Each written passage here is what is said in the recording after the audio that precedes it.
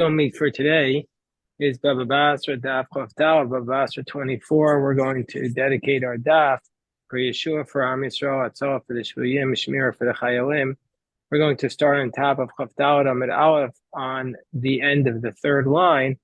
We are discussing a statement that Rabbi Hanina made, which says that if you have a contradiction between two principles, Rov versus Karov, if you have a majority or you have proximity, you favor majority as a deciding factor over proximity. So Amar Abaye, in this context, the Gemara says, Abaye says, I'm going to cite a Mishnah from Nida, Yud Zayin Amud Beis. Now, as a background, we have to know that the biology that we know today of the anatomy is not really sync in line with the way Chazal described it. There's different reasons for that, but we'll just assume that they did the best they could with the knowledge that they had. And on that basis, we're going to attack this Mishnah. Amar by Afana Namitinina. We learned in the Mishnah Nida, Dam Shenimtza Beprostor. Let's say there is blood that's found in the prostor. So the rabbis understood that there was a makor, which is the uterus, and there was an aliyah, which some people identify with the bladder.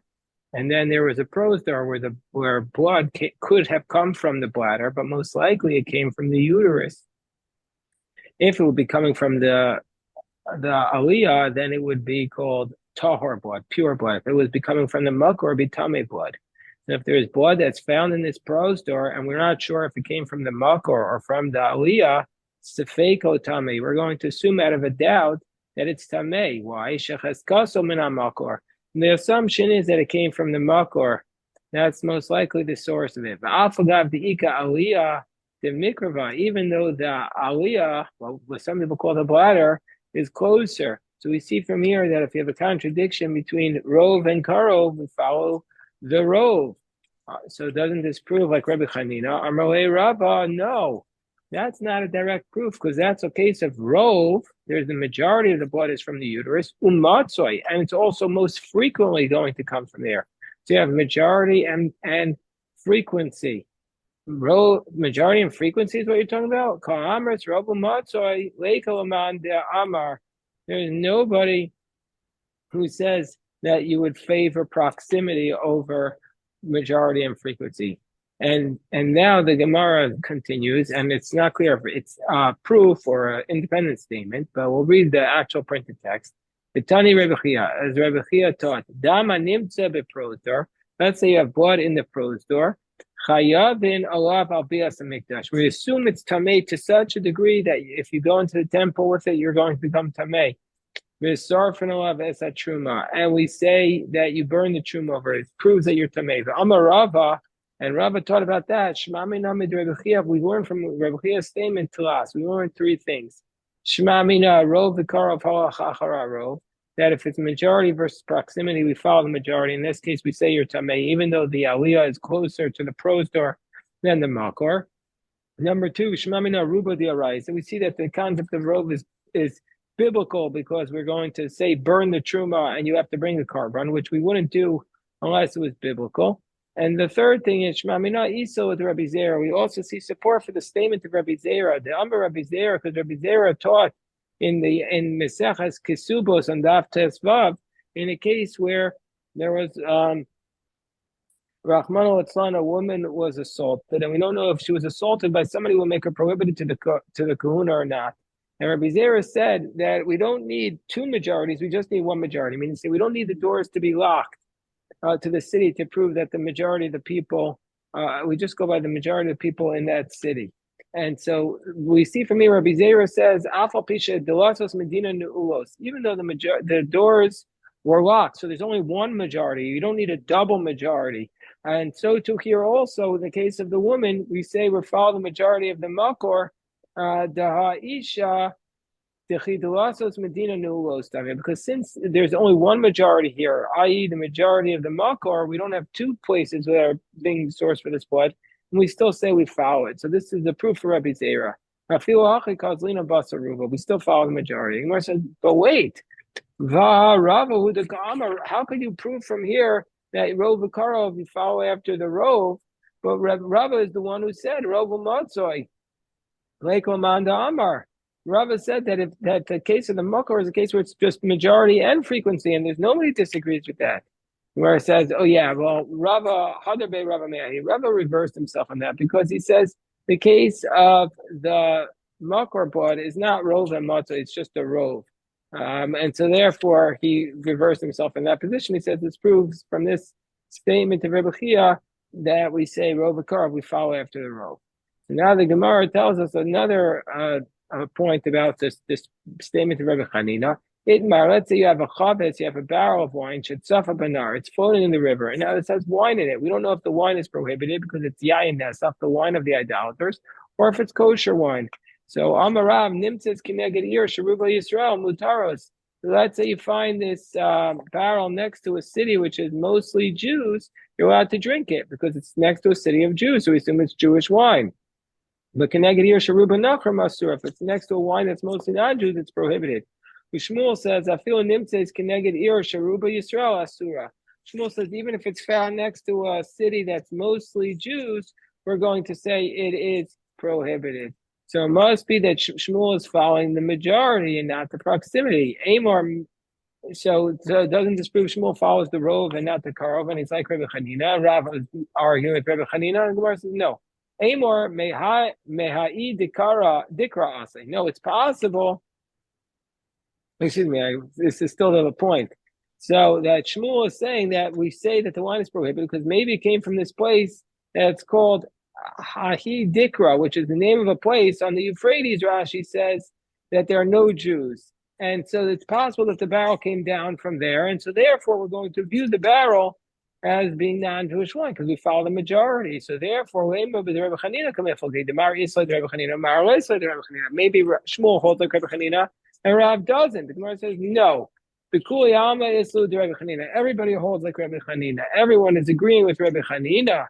What's their argument here? The Marasavar of Isa the Me'ahidikra Asai Akui Peshuri Humat Baile. No, because Rav is saying basically, if it was really the case that was coming from upstream, it wouldn't have made it down here because the Akui and the Peshuri would sink it. Rashi says there are a lot of places from Ahidikra until that place where the barrel was found, that the water would gather in one place and make like these little pools of water with the rocks, and it would basically sink the barrel. Or Pshure is like where the snow comes off, and then you have pools of water that would stop it from going. And so therefore, Rav says the barrel wouldn't have gotten here. That's basically the mitzvah, so it wouldn't work.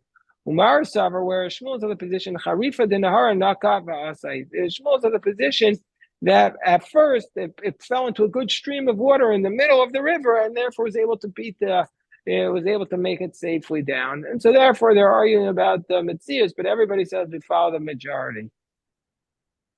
Now we have another case. So they found the barrel, not exactly a barrel, but they found like a jug of wine in an orchard. This orchard was orla, so therefore there's the concern that the wine came from these grapes that were prohibited to drink. So Sharia Ravina says it's permitted to drink it. Why?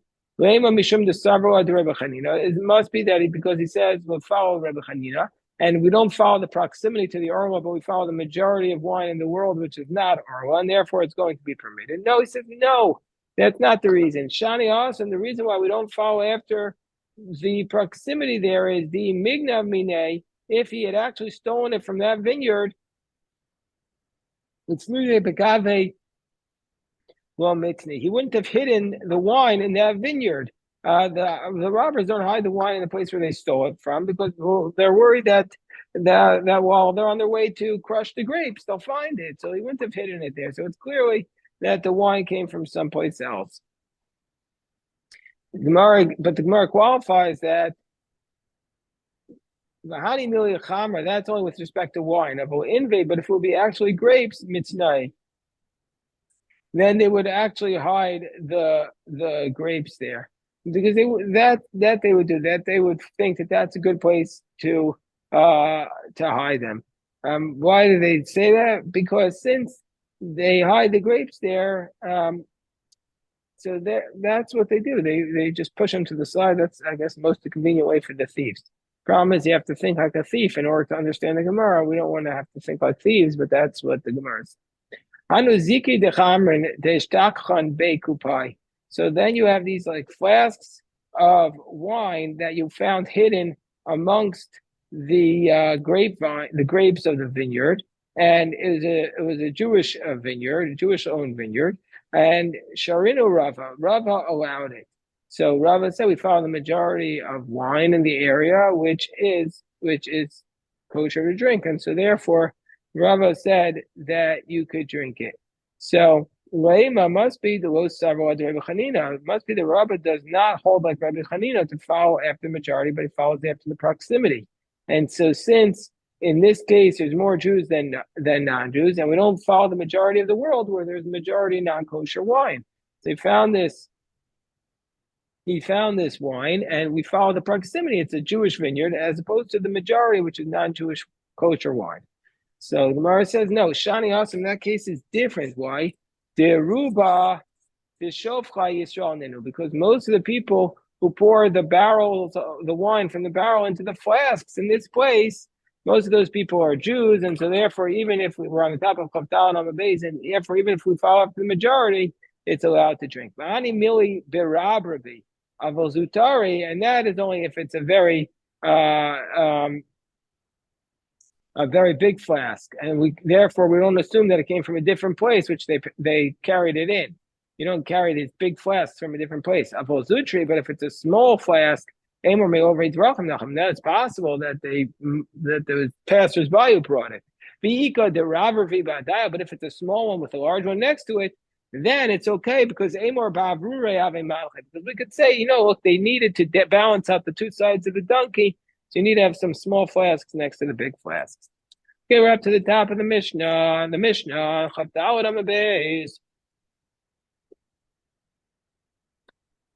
says the Mishnah, that we distance the tree from the city 25 amos. What's the reason why we distance the tree from the city 25 amos? Gemara Rashi says, Mishim noyei ha'ir. We want to make the city look more beautiful because it's more beautiful for a city when there's an open space around it, when there's an expanse around it. So marchikin ha'ilam min ha'ir esrim v'chamesh ama. Uvecharov uveshikma, and if it will be a carob tree, a sycamore tree, it's supposed to be chamishim amma because they have a lot of branches, and so therefore it's supposed to be 50 amos. Abba Shaul says, Kol ilan srak chamishim amma. Every barren tree is supposed to be 50 amos away. V'ma'ir, and the reason is because the ilan srak, the barren tree, is considered to be a disgrace for the city, so you put it far away. V'ma'ir kadma, if the city came before the tree, kotates, and you cut down the tree, ve'eno nosin, and you don't give the owner of the tree any money. Nosin damim. Vim ilan kadam, but let's say if the tree came first, kotates ve'nosin damim, then you cut down the tree, but you have to pay the owner of the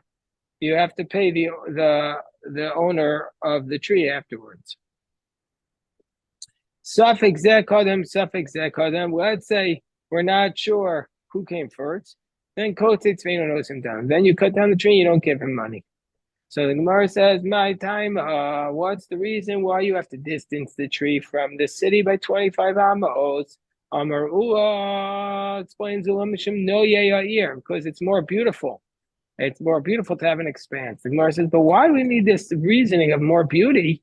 Typically, we have a different reason. It's an explicit Mishnah in the last chapter of Erechin that it says the ein osin sada migrash v'lo migrash sada, that you're not allowed to make a sada, a field, into a migrash, an expanse, or a plains, and you can't make a plains into a field. What is this teaching us? The migrash is the 1,000 amos, and so the 1,000 amos right outside the city, you can't make a field, and after that, and it has to be plain open space, and after that, you have to make it a field because of Yishuv Eretz Yisrael. So we see from here that you're not allowed to make the area around the town with anything in it. Of course, you can't do an orchard. So the Gemara explains, well, this halacha is taught according to Rebbe Lezer, who argues there in that Mishnah Erech. And he says, when are we talking about that you need to leave the space around the city 1,000 amos empty? That's by a city of Levites. But by a city of Israelites, then you don't have to leave it. The Amar Osin Sadeh Migrash and Migrash Sadeh. The Rebbe Lazar allows it by a city of Israelites. So Hacha, according to Rebbe Lazar, Mishum Noya Ir Lovdina. According to Rebbe Lazar, because of the Noya Ir, because of the beauty for the city, we don't do it. Or Rabbana Nami Damri Ein Osin Sadeh Migrash or Migrash Sadeh. And even Gemara gives a second teretz, even according to Rabbanan, who say by the Israelite city you can't do it, you can't do, you have to leave it empty, 1,000 amos around the Israelite city. Hani Mil Yisraelim, that's only for seeds of Olilanos, but if it was an orchard of trees, of Dinan. There, typically, you would be allowed to plant it within 1,000 amos, but here, within 25 amos, we limit it. Because of the beauty of the city, we are not going to allow you to do it within 25 amos, even according to the Rabbana. And then Gemara asks the question, why do we assume that there's a distinction between a field of seeds versus a field of trees? Oh, we know this already. We know this from the Gemara in the Erev. In the Tanya Karpap, a Karpap is this word, ambiguous word, an area that's designated. So if it's Yotzer mi Beis Hasayim, if it's more than Beis Hasayim is a measurement, which is also that happens to be the size of the courtyard of the Mishkan, Shehuka Fladira, then this was a measurement, this area that was set aside for people to live in. And so therefore you're allowed to carry, even if it was that was a very big area. But afterwards, Nizra Rubo Hareo Kagina Va'asar. If it was sown with seeds afterwards, then we're going to say it's like a karpaf, that's a garden that you can't, that people don't live in, and therefore you're not allowed to carry in it. But Nita Rubo, but if it was just trees planted in it, Hareo Kachatz or Mutter, then we say that if the trees are planted, it's like a courtyard is permitted. See, there's a big difference between, with respect to people living in an area with trees versus seeds and planting and grains.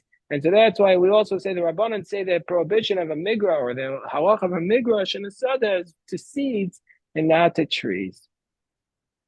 So now the Gemara says that it said in the Mishnah, if the city came before the tree, in Ma'ir Kaima Kotates, we cut down the tree and you don't have to give money for it. Kotates Eino Not and Damim.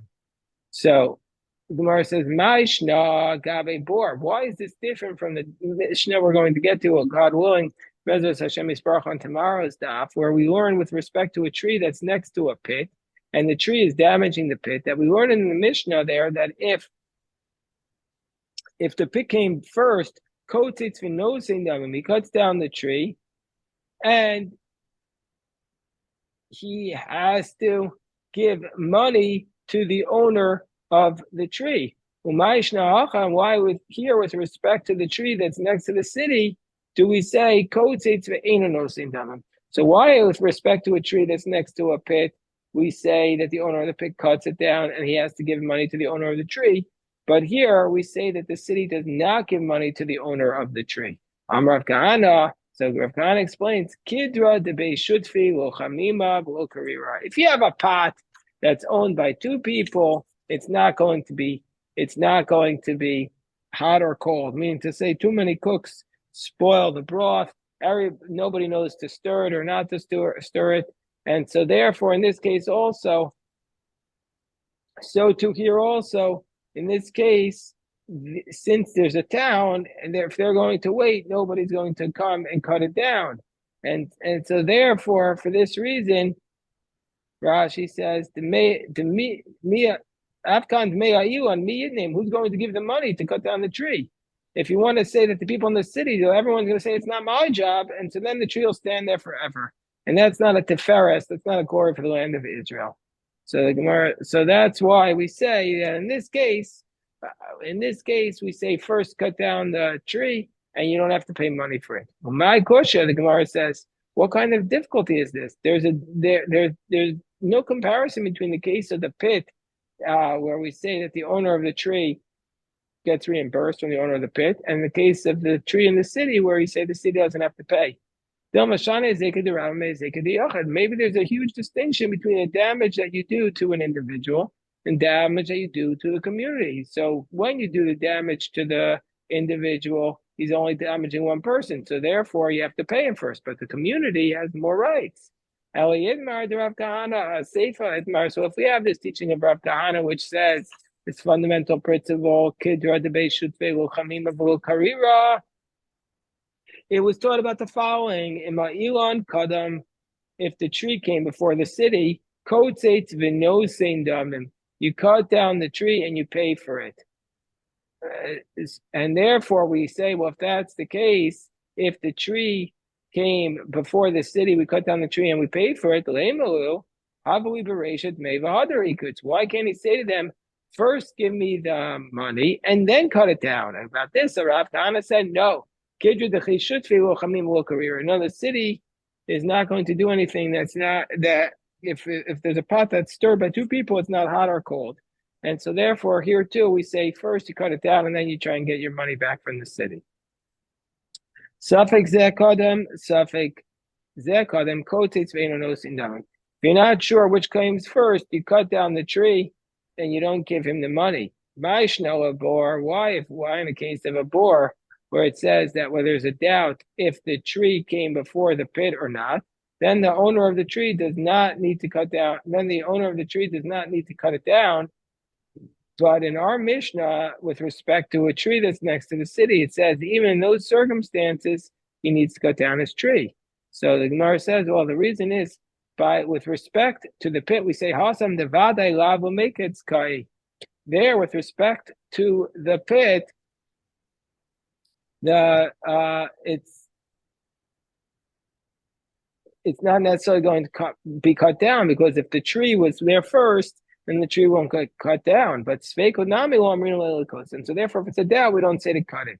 But here in this case, here in this case where the tree will be cut down, so even if it's a doubt which one came first, we say to cut it.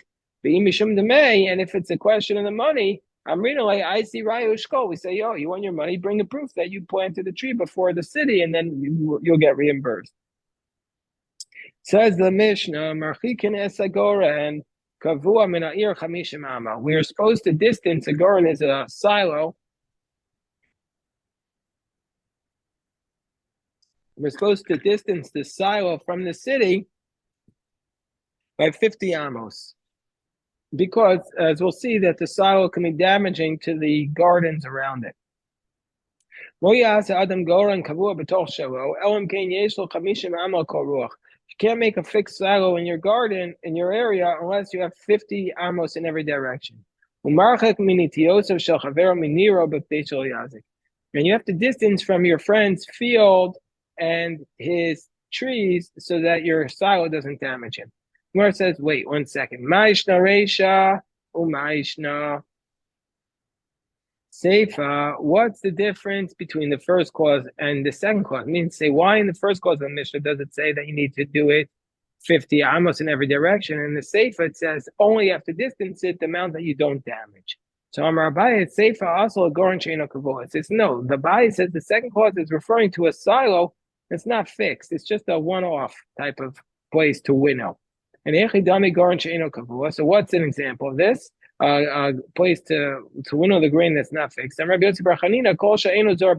not using like a tool, you're not using a pitchfork, you're just using it like basically one off on your own hands. Rav Ashi says no, that it's not the different cases, but it's an extension of the first case. It's an explanation. Ma'atam kamar, that the second clause of the Mishnah is explaining. My time of marchikin goren kavua min ha'ir chamishim ama. Why do we have to distance the goren from the city 50 amos? Kedei shelo yazik, so that it doesn't do any damage. The Gemara challenges this because Meisvi it says in the Brisa marchikin goren kavua min ha'ir chamishim ama. B'shem shemarchikin min ha'ir chamishim ama. Just like you have to distance the silo from the city 50 amos, also you have to distance it. You